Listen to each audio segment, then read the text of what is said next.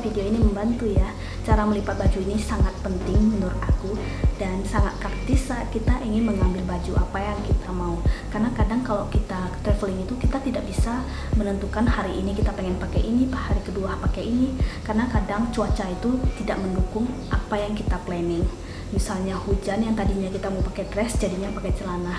Jadi gimana caranya kita mengambil baju yang lain itu dan tidak merusak atau memberantakin barang-barang lainnya. Jadi menurut aku melipat baju ini penting. Oke deh, bagi kalian yang mau liburan, selamat liburan. Tapi bagi kalian yang mau bawa bayi saat liburan, selamat berjuang. Oke, sampai jumpa di video berikutnya. Semoga kalian suka dan sampai jumpa. Dadah.